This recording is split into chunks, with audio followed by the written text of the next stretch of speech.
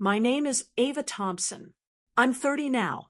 You're more trouble than you're worth, my father said, arms crossed in the hallway as my sister Brooke measured my bedroom window for curtains right behind him.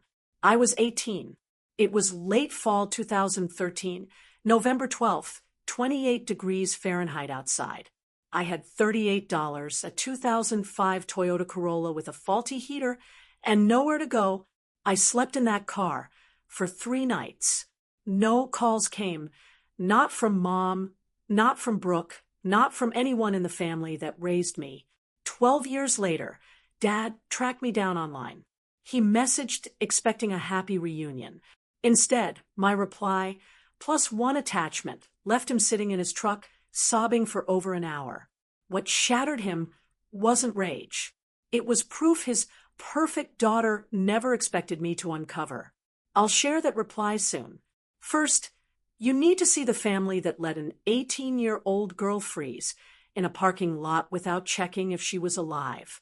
If this resonates, like and subscribe only if it truly connects. Tell me in the comments, where are you right now? And what time is it there? Back to 2013. Dad, Richard Thompson, was Navy for 16 years. Our house ran like a ship. Lights out at 10, chore chart on the fridge, zero arguing.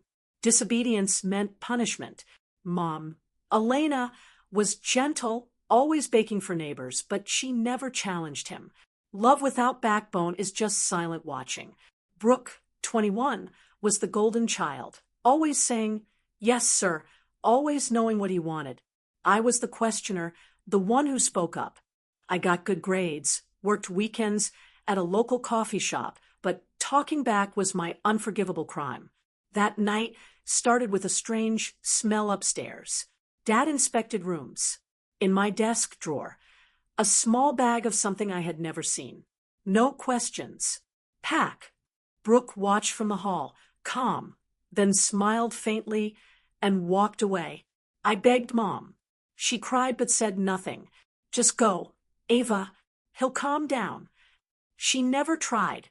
I packed into a trash bag, clothes, charger, thin jacket. Brooke appeared with her tape measure. "Sorry, Ava," she said softly, eyes already measuring windows and closet space. I dragged everything downstairs. Dad stood on the porch, staring past me into the dark. Brooke called sweetly through the screen. "I tried warning you, Dad. She's changed." The Corolla started, heater blowing cold. 28 degrees Fahrenheit, $38 left. First night, Walmart lot. I huddled under my jacket, breath fogging the windows. Engine off to save gas. No sleep. Second night, quieter library lot. Around 3 a.m., a security guard tapped my window. "You okay?" A stranger cared more in 2 days than my family had. Third night, fingers numb. Calls to Dad, blocked. Mom, no answer. Brooke, voicemail. 3 silences. At 11 p.m., I called my friend Mia Larson. She answered instantly. "Ava, stay put. Mom's coming." 35 minutes later, Laura Larson pulled up in her SUV. One look at my shaking, pale self, and she knew. Early hypothermia. Blanket around me, into her car. "You're safe tonight. That's all that matters." Next morning, I woke in their guest room under a soft quilt. Reality crashed back.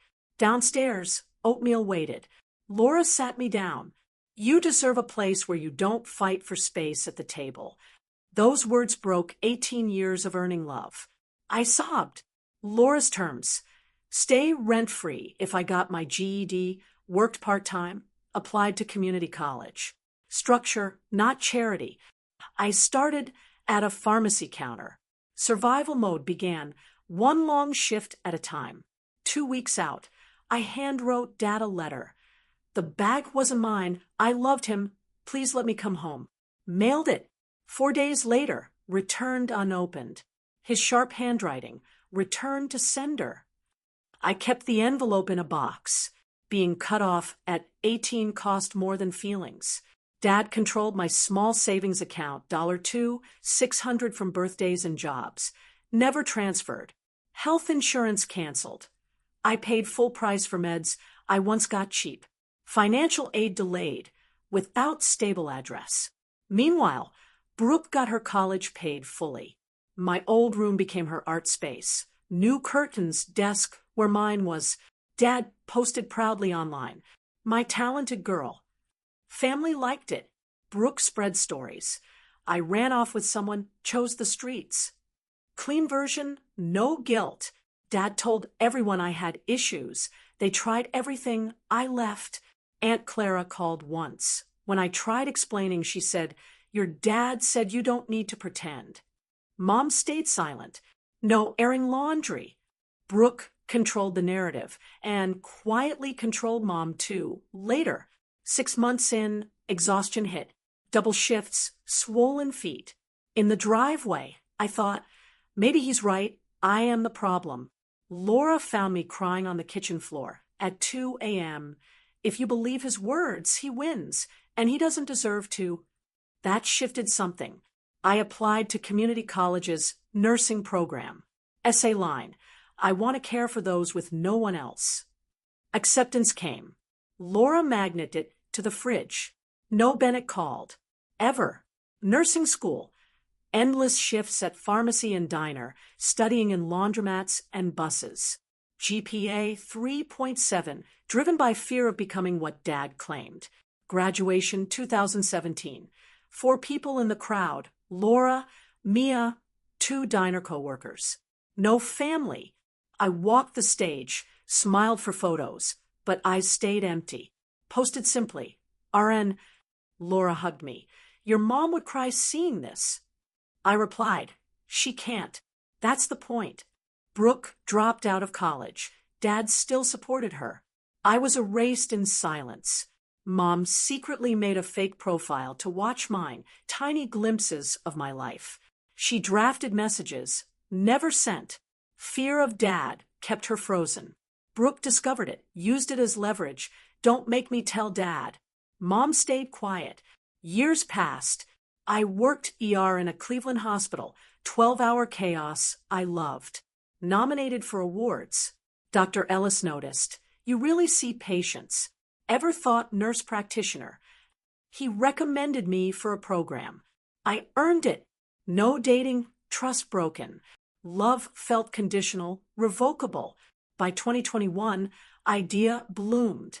Free clinic for homeless veterans, people abandoned after service, like I felt abandoned. I knew that loneliness. If you've been the disbelieved one, I see you. You're not too much. Drop in comments. Did Dad ever doubt himself? Subscribe helps. Clinic took years, grants, zoning, partnerships. Laura linked me to vet networks. Opened on a quiet street. Sliding scale care, referrals, basics. Named Fresh Start Clinic. Local news covered it. I kept evidence in a drawer. Old family photo from amusement park, last intact one. Mom's star bracelet, returned envelope. Then Mia found an old phone migration, 2013 text from Brooke. LOL, move my things to Ava's desk right on time. Dad's gonna flip.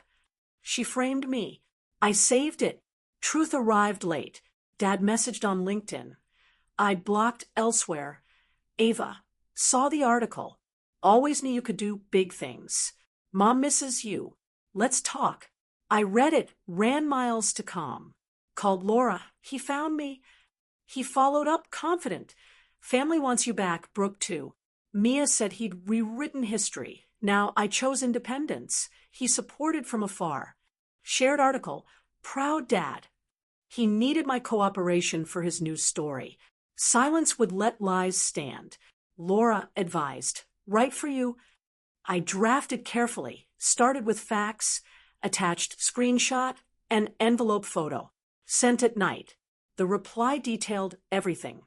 The night, 3 freezing nights, hypothermia, stranger saving me, returned letter, milestones missed, clinic built for the abandoned. Ended with proof. Brooks text admitting framing, laughing emoji. I don't hate you, Dad. but reconnecting means facing reality, not rewriting it. On my own story now. Ava. Later, family chain. Dad read in recliner. Silent. Then walked to truck. Cried hard for an hour. Mom tapped window. Heard sobs. He showed her phone. Asked if she knew about Brooke. No. He called Brooke repeatedly. No answer. Next morning, confronted her. Is this real? She claimed, out of context. He said, quietly, you let your sister sleep in a car. Because of you. Told her not to call home. Mom finally spoke. He's hurting because of what you did. So, am I? Hung up. Truth spread. Aunt Clara called me. I'm sorry. I believed the easier story. Uncle cut Brooke off. Dad emailed clinic. Read everything. No excuses. Wrong. I hear you now. Mom separate. I should have been your mother first. I replied to both. Thanks for hearing, but trust needs years and accountability, starting with Brooke admitting directly. Space needed. Clinic grand opening. Ribbon cut by Laura, speeches, veterans sharing stories. I spoke. 12 years ago, I slept in a car alone. Today, no one here will. No mention of family. Aunt Clara came. Dad appeared at lot edge, capped low, watched from distance. Eyes met briefly, nodded once. He left quietly. After, Laura and I sat outside in sunset. He came, I said, his burden now? She replied. I felt lighter, truth no longer mine alone to carry. Volunteers left card. You gave us belonging. Anonymous $500 donation. I kept the old Corolla behind clinic, dead battery, flat tires. Reminder that 18-year-old deserved rescue. When no one came, she rescued herself. Lessons. Set boundaries without endless justification. Refuse reunions that serve the hurters. Forgiveness is your door, your timing. Over a year later, clinic serves 180+ vets monthly added therapy grants. I'm dating Ethan, a paramedic. Kind, asks, what do you need? Dad emails monthly, short, no pressure. I reply half. Mom and I meet cafes occasionally. Small talk, therapy helping her. Brooke never apologized. Some never face truth. Laura remains family. Not second anything, just answered the call. Mom anonymously nominated me for a nursing award. Recognized her careful words in the letter. Didn't win, but I saw the love attempting escape. Not enough yet, but seen. The Corolla stays parked. Staff ask why not scrap it. On tough days, I touch the hood. Remember frost, silence, fear. That girl was worth everything. No one came. So she became the one who comes for others. If you're in that cold place, literal or not, you don't wait for rescue. Become it for yourself. You're proof it's possible. Dad said, I wasn't worth trouble. 12 years on, hundreds walk through my doors because someone decided they were. My name is Ava Thompson. I'm 30, and I was always worth it. Thank you for reading to the end. If this echoes your life or someone's you love, share it. Might reach someone tonight. In comments, what would your reply have been? I read them all. You're always worth the trouble.